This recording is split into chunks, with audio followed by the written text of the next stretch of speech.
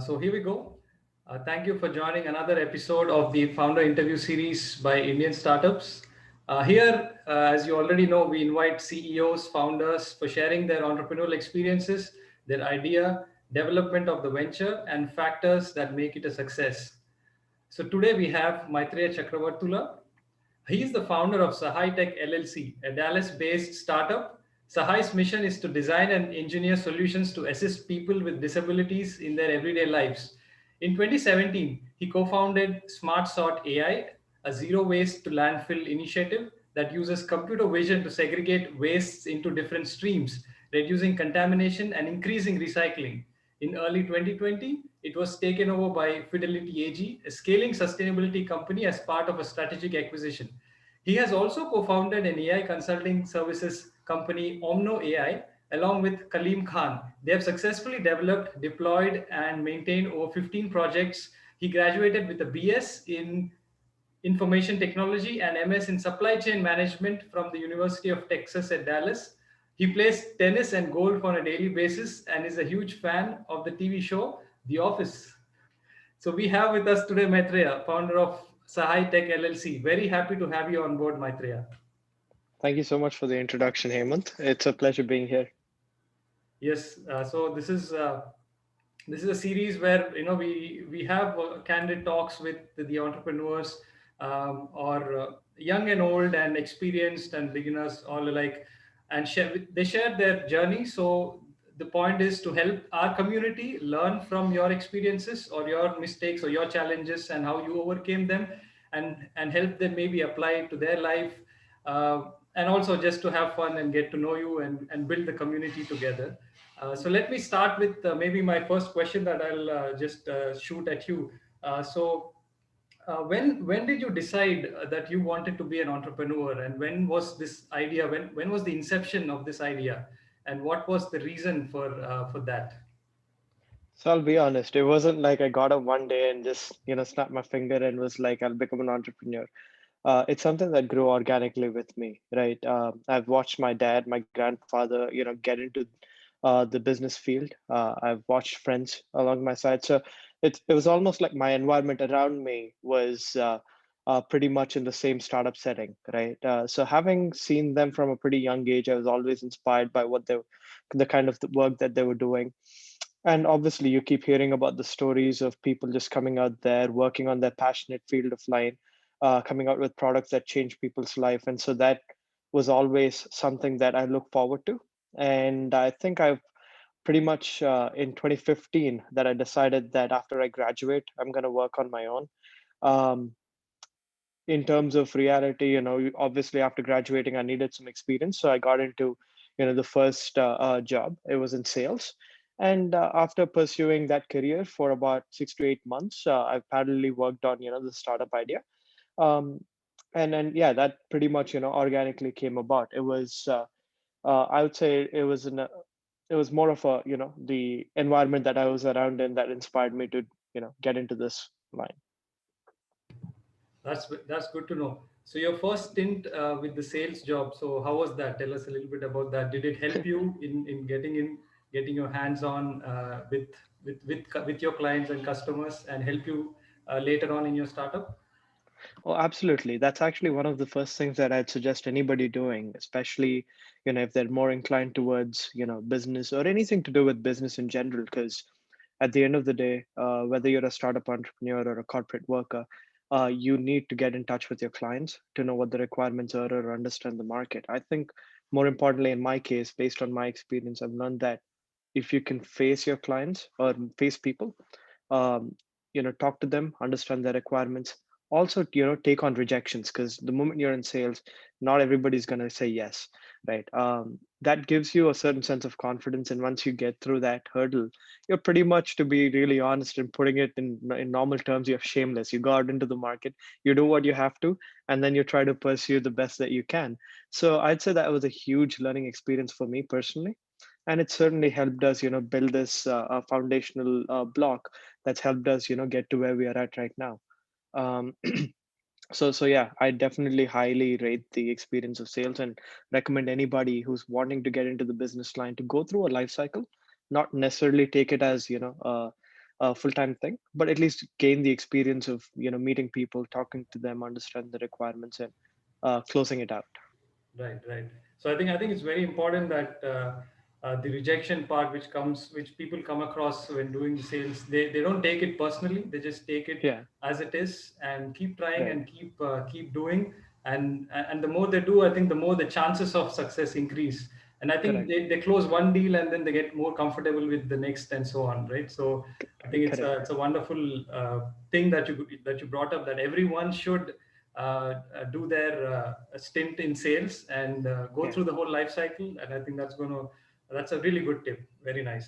thank you, thank you, But appreciate coming to your family and friends, and you said that you have had a background of people around you who have already uh, you know um, started up on their own or running businesses on their own. So how would you see if there was someone who didn't have that sort of backup, or or let me rather put it this way: how did that help you take this step of leaving a job which has where you have a paycheck monthly, and doing it on your own? So how would that affect you, and how should someone who doesn't have that background take it, where people don't really they're not really comfortable with someone taking a jump to entrepreneurship? it. Right. So what would you tell them? Yeah. At the end of the day, it is a leap of faith, right? You want to take that, trust your instinct, and go with it. But to be practical about it, I don't think anybody who's interested in this line should jump directly without having the support. Like I said, I was fortunate enough to find support within the community, within my family members, friends, who were willing to go along the journey with me. It wasn't just me alone being there.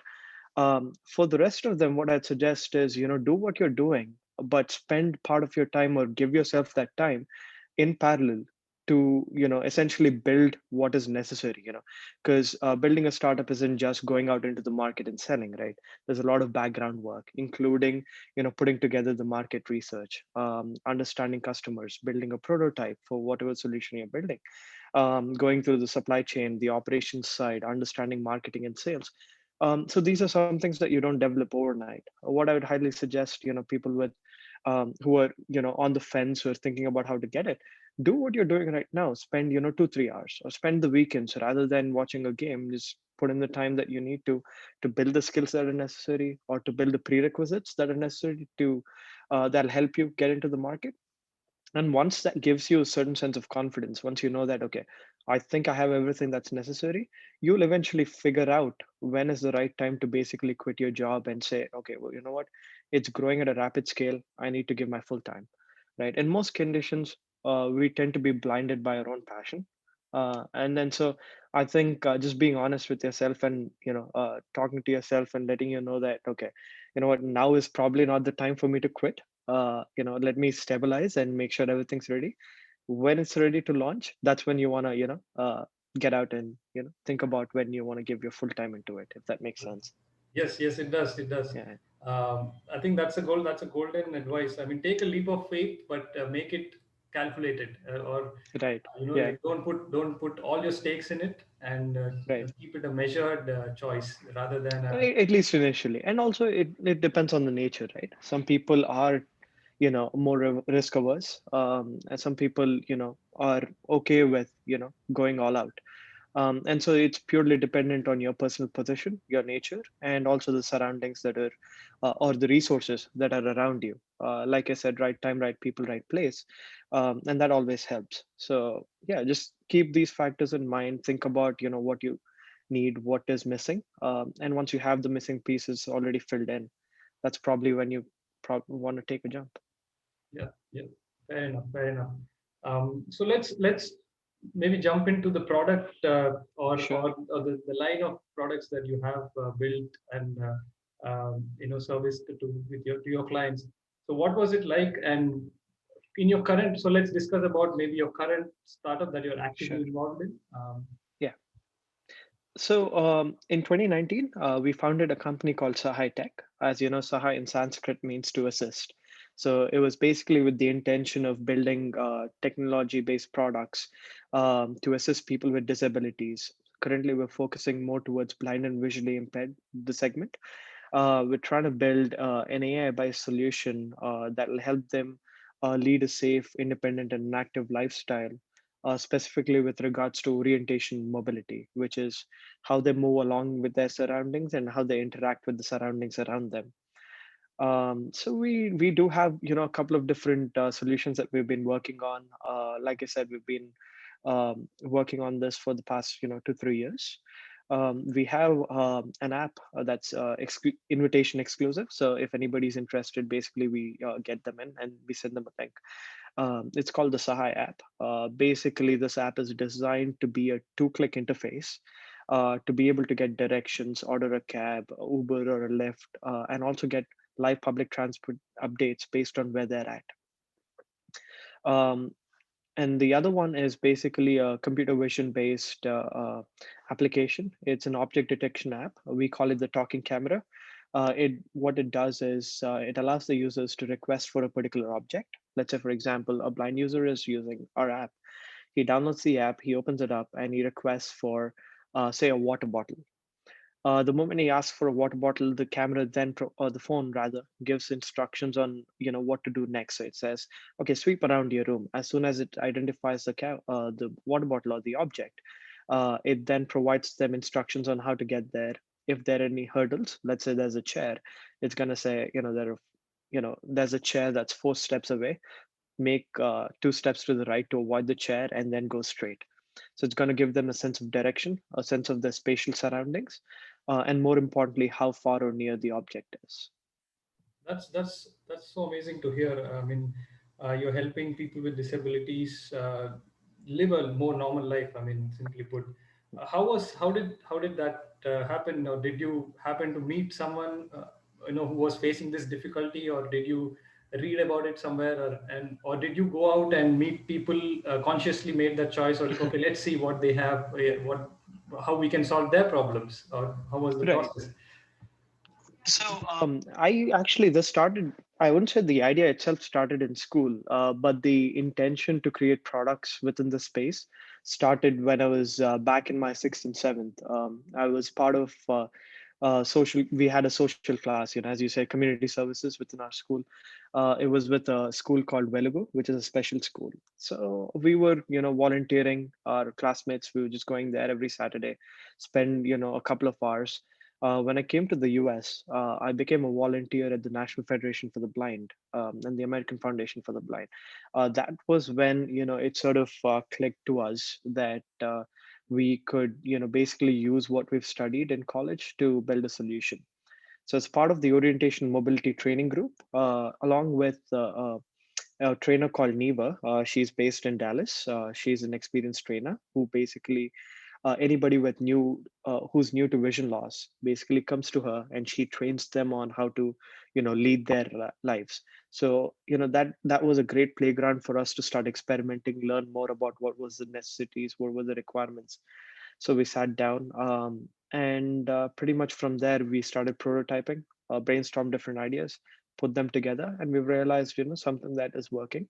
And once we found out that there is a best fit there, that's when we decided to bring on a team, build a solution, and then make it more of a formal business than anything else. Right, right. So I think that brings me to my next question about the team that you built. How was building the team? And you said Neva, if I've pronounced it right. So she joined you along with building the prototype. But prior to that, how was it working without a team, just doing everything on your own? And how was it after working with the team, after hiring? What was the shift that happened? Uh, I would say it was pretty fun. Like I said, I was never alone in this process. Vikram Aditya, who's my brother, actually assisted us and sort of assisted me in terms of putting these together. Kaleem, who was another co-founder of mine with another venture that I parallelly started. He's been a huge help. He's the guy who takes care of the tech and the application development process of it. So to be honest, to get back to your answer, initially it was just the three of us, sitting there, we were brainstorming, trying to put things together. The moment it starts to take off, you tend to be more and more comfortable. Obviously, you want to run as lean as possible when you start off. But as it's taking off, we had subject matter experts within the field, people like Neva.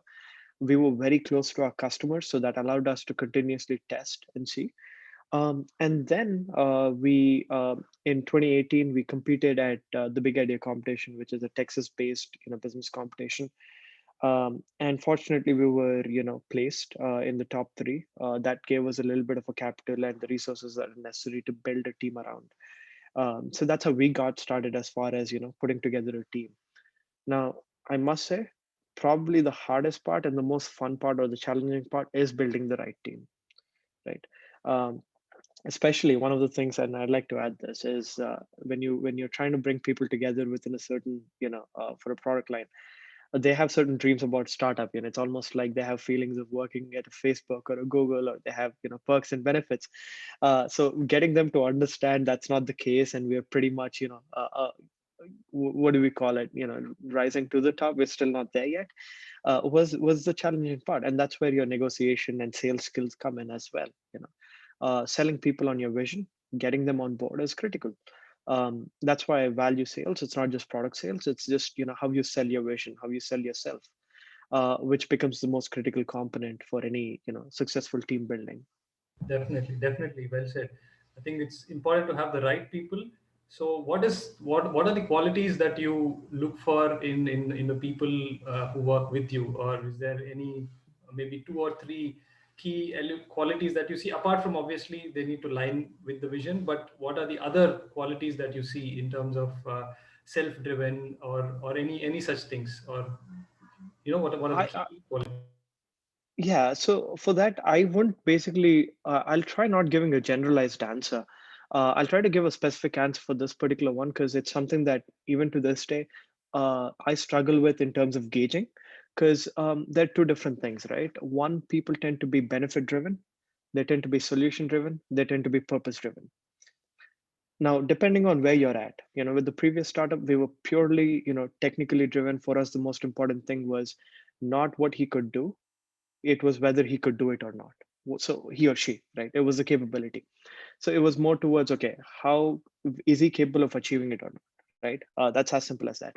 With a company like this, especially when you're doing it with a social good intention in mind, the critical thing is the person purpose driven. And the reason I use that word is because when you're coming in as a technical guy or a non-tech guy, when I'm telling you what to do, there are hundreds of people that can do it. The reason I'm trying to get these people in is because they have to tell me what is the best way to do it. And the only way they are able to do that is if they've taken a personal interest towards the cause, towards the solution that they're believing in. That'll only happen when you're purpose driven, right? When you're solution driven, they'll ask you, okay, what should I do next? Uh, I don't want people to ask me what should I do next, but I want people to tell me what is the best thing to do, right? They have to come up to me and be like, you know what, this idea of using an app on the phone is pretty bad. Let's look at another solution. That's the kind of drive that I'm looking for in people when it comes to these sort of, products or solutions or this sort of an industry. Yeah, definitely. I think that reminds me of the popular quote by Steve Jobs: "You hire smart people, so Hire they people tell you to, yeah, correct. what to do, not you tell them." Right. Right, right, absolutely. So you also brought up your previous venture, which was, I think, the waste segregation, if I'm not Right, wrong. correct. Smart sort. Uh, Yeah, yeah, so I think there was a lot of work in terms of building the technically the software or the right. app. So how was that experience, and how was it working with a technical team prior to that? It was really different. So basically, that particular one we got started in 2017. Bill Jenkins, he was the founder for the company. He had this vision of building this one, so he worked on it for a couple of years. So I think the process started in 2015. He started drawing mock-ups, and we just basically met at a networking event. And as we were talking about it, we shared similar thoughts on how we have to build a product, and more importantly, again, a purpose-driven solution. This wasn't more towards building a product or a business that would rake in a lots of cash, but the key component was, can we build a product that solves a purpose, right? Does it have a cause? So I think that sort of mindset, sort of clicked with us. And then we were talking, we built a connection. And then he approached me. He was like, "You seem to be interested in it. What are you thinking about? What is your opinion on joining us?" I felt like it was a great opportunity for me, first of all. And so, like I said, when I got in, it was more of a conceptual, drawings and ideas that were on paper. Different research already done. We knew about the competition. The key aspect of, when I went in was, how do we bring something that's on paper to reality? Because it's really different, especially with a hardware, an embedded product such as SmartSort, which is both hardware and software based. There's backend within the software, there's front end within the software. There's also the user experience. It becomes extremely critical to look at various factors. And when you throw in hardware, then you're getting through a whole different life cycle. So for me, I think the most challenging part was understanding the entire facet of different things. And any short-term decision that you make for a product like SmartSort, and I typically mention SmartSort because I think it falls under the same bracket of the hardware products, right? Any embedded product, any short-term decision you make is going to impact your long-term run. Like let's say, for example, the kind of platforms that you choose, because when you're building it at a small scale, 1 unit, 2 units, or 10 units, or 100 units, that's completely different to preparing for 1,000 units or 10,000 units, right? So understanding the facets, thinking about what might come is probably the most critical thing that has helped us. And also that experience is pretty useful for me in terms of gauging what we have to do in terms of decision making, or in terms of critical strategies, if I have to use that word. Yeah, very interesting. So Maithreya, let's take a step back and maybe talk Sure. about how did you raise your funds, or did you seek out investments, or was it Right. self-funded? And how did you go about it? Maybe in your current startup. Right. So to be really honest, I'm not a huge fan of raising money at the early stage. The reason for that is pretty straightforward. One, it's very difficult. Two, it's next. To be honest, it's not just difficult. I think it's next to impossible without gaining, certain traction. Because if you're going with an idea, you better have, a very strong resume and a very, very strong team, or probably a success that's as big as Google. So that venture funds come in and they're like, okay, I'll invest in you. So typically, the reason I say I'm not a huge fan of raising money at the beginning is one, investors like to see how serious you are into it. It's not just your time. They want to see if you put in the money, right? Because that's the quantified amount. Everybody puts in the time. Um, Two, they want to see the traction. They want to see that there is a market to it. And more importantly, that your team, you are capable of understanding it and also providing that solution to them, right? And three, when you raise in investments, you typically do it to scale out. You don't typically do it to prove that there is a market, right? At the startup level, or at least the stage that we are at right now, what we're trying to do is build a solution, see, test the market, make the changes. So essentially, we're training right now, right? It's almost like you've taken a cycle. You don't want to borrow a brand new cycle. You want to use a used cycle, play around with it. And then if you fall, okay, not a big deal. You get up, you learn. Every product, every market is the same way. You don't know how it reacts. So that's one. Second, the moment you raise funds, what happens is your goal changes from building a new product or a great product to, okay, how do I get the money back and return it back to the investor? So that puts an added pressure, right? So it changes your focus a little bit. Now, as far as how we've managed it, we were self-funded. We've made great friends that are able to support us, families, and more importantly, we've gone through business idea competitions, and that really did help us. To be honest, if your resources are very constrained, that's when you come up with creative ways, and you look for ways of cheapskating. If I have to use that word, cheapskating for work to be done. So yeah. Nice. That's interesting. I think that takes the pressure off to generate money, and you can focus more on the product and how to make it better. And Right. and once you have a profitable sort Correct. of thing Once going you on, Yeah. it's just about scaling up after that, right? Correct. Once you have a proven business model, typically that's when it's the easiest time, and that's when you get the best deal also, because Right. when you're going in early, they want more stakes, or they're looking to get as much as possible because they're obviously coming at a high risk position. Yeah. The moment you have a proven market or you're generating revenue, that's when you have the negotiating power. You can talk to them, you can deal with them, and then be like, you know what, it doesn't matter. So the best time to borrow money is when you don't need it. And Yeah. I feel it's true for startups as well. Is you want to borrow money when you don't need it. When you need it, they're gonna play around with you, and then you're gonna basically it's gonna change your focus, right? So Yes, that is so true. Um, So let's also talk about maybe how a little bit about how many hours a week you work. How do you manage a work-life balance, or do you specifically say that okay, my Sundays are off. I need to relax. So how does that go? Because it's so important, especially work from home, and people, they're not able to draw a line between work right. and maybe chill time. So they're all so how do you manage a work-life balance? Oh, that's actually a very abstract question. The reason I say that is because I don't think we have any set times. There are days when you're pretty free, like 2 3 days of no work continuously, and then there'll be 4 5 days of a certain deadline coming up, and you're pretty much working through the clock, right? In my case, I'll be brutally honest. I basically really enjoy what I'm doing, and at this point, I don't, to be honest, like apart from my parents or close, friends, I don't have a family that's, I'm not married. I don't have responsibilities that sort of put me down. That's part of the reason for why, I wanted to do what I'm doing at this age. Because this is the best time that I can put in the time or the efforts into it, right? Right. So I basically, like I said, the most important thing is to enjoy what you're doing. The moment you start doing that, you don't look at time. There have certainly been stages where I've missed out on social life.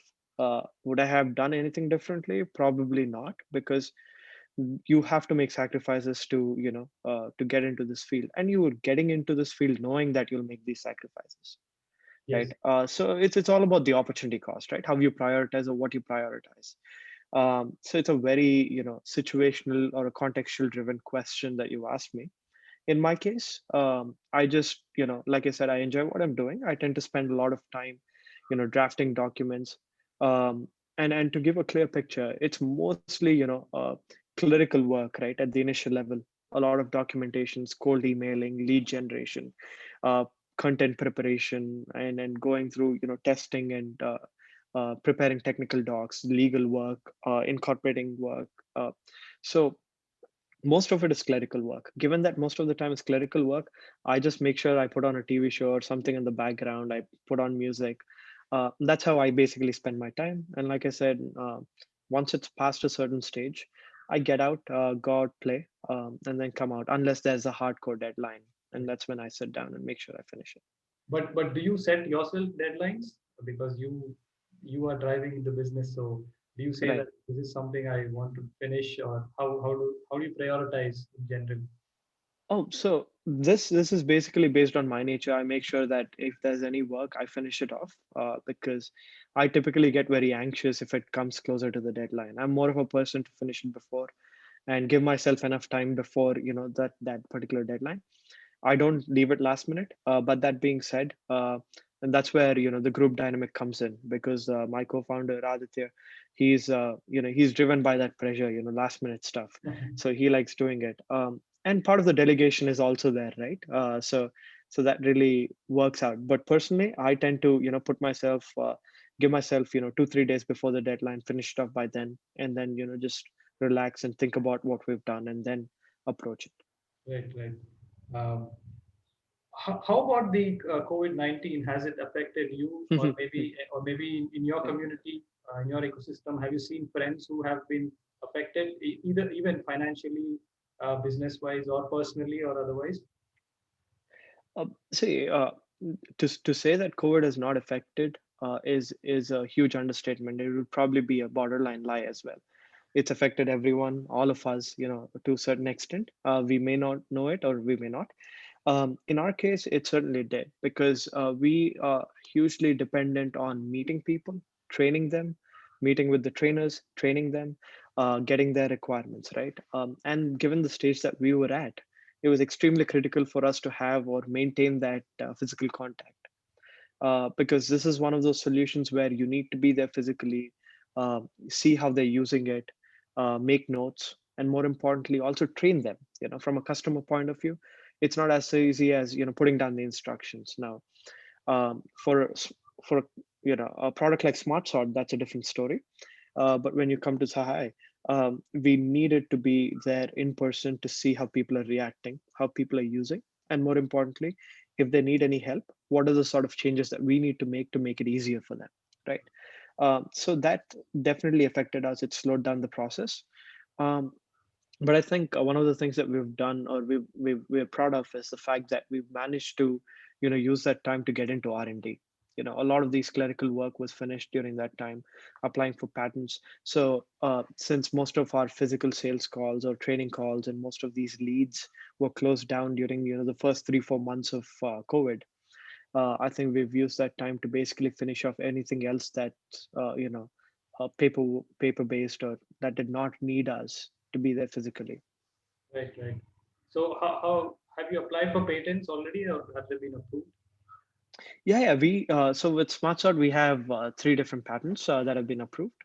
With Sahai we have a couple of patents pending, so it's a provisional patent. But yeah, Right. So all the best with that. I'm really thank you. glad to hear about Sahai and the inspiration that it has been taken from a Sanskrit word. I think that's a Right, beautiful story behind it also. So thank you. wish you all the best, all the very best with your venture, and hope you see a lot of successes going ahead. Um, we'll Absolutely. round it off with a couple of points. Maybe what what would be your key advice to budding entrepreneurs, both maybe in your place in India or anywhere across the world?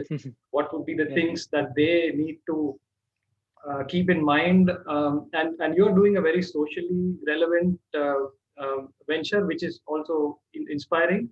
So Yeah. how would you advise people, like even for seeking like what they want to do, if they want to understand what is it that they want to do? Should they be more inclined at solving a social problem? Should they be more inclined making profits? So what would be Right. your advice to someone who is caught up in this kind of a state of mind? See, at the end of the day, to be brutally honest, unless you're a non-profit organization, the goal of a business is to make money, right? So drive in the money, because if you have the social intent, then you can build multiple products. If you have investors backing you, then you can definitely build products that change life, right? Social products doesn't necessarily have to be tackling a direct problem. It can be an indirect problem as well. So think about it, look at where your resources are, what you're capable of doing, where your interest lies. And that's also important because you're going to spend a majority of your time working on these solutions. So that's one. As far as an advice is concerned, I think I'll put forth or forward, an advice that I received from my mentor, Shaz.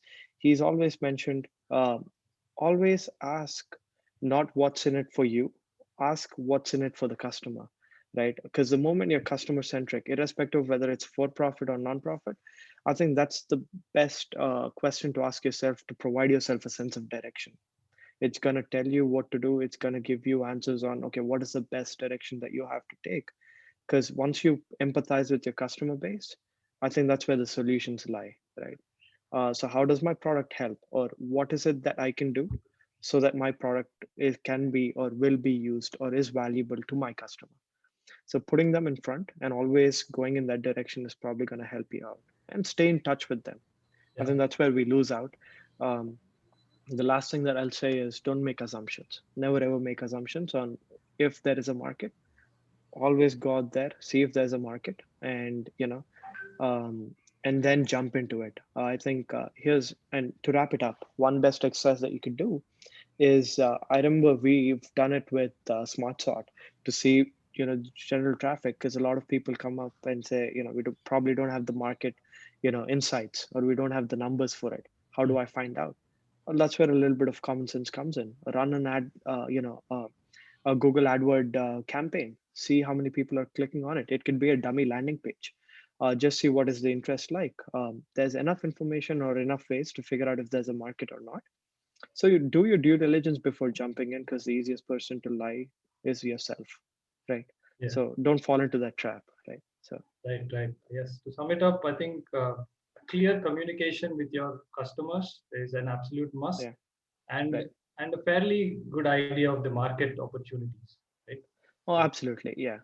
A quantified, I would say, at least to a certain extent, it must be quantified, because you don't want to be abstract, right? You want to know exactly what you want to do or how you want to do it. And again, take whatever I'm saying with a grain of salt. There is no right way or wrong way. As long as it works, it's great, right? But that is the approach that I would take with any products that we build, is making sure that most of the R&D or the foundational work is done. yeah, That's when we highlight, that's when we cover that and make sure we do the incorporation, because it's a time taking and expensive process, right? And you don't want to get into that trap. Make sure you want to do it and then jump into it. definitely. So if any of our viewers would want to reach out to your handles, which where would you be uh, willing to connect with them? What are your handles? Social media. I have to pull it up. I think the best way to connect with me is probably through LinkedIn. My name is Maithreya Chakravarthula, so they could just type in the name. I have a pretty unique name, so that helps. They can also connect with me on Instagram. That's my personal handle. Again, Maithreya94. Pretty straightforward. And actually, the moment they get onto my LinkedIn, most of them are already there. They Awesome. could even find my contact info if they want to reach out. That's great. That's great. So it was a pleasure talking to you, Maithreya. Thank you so much for Likewise. being on the panel of Indian startups, and we hope to be in touch with you and bring value to you. And likewise, we I think our viewers definitely have found a lot of value from this. I'm sure from this interview. Thank you. So we'll be in touch and have a good day Absolutely. there at Dallas. So Absolutely. see you then. Any any Hemant, any signing off words? yeah. Hemant, first of all, thank you so much for, the interview, like I said, for hosting this and putting this together. Priyanka, I must thank her also. And Indian Startups as a platform itself. The one thing that I want to say before saying this is you always need support. And Indian Startups, or it's platforms like these that help, people. So just leverage whatever that you can, and make the most out of it. So thank you so much for your services, and for having me here. It was a pleasure, and hope everybody is staying safe, and please take care. Yeah. So stay safe, everyone. We'll be in touch. See you soon. Take care. All right. All right. Bye, Hemant. Take care. Bye. Bye, Maitreya. Bye.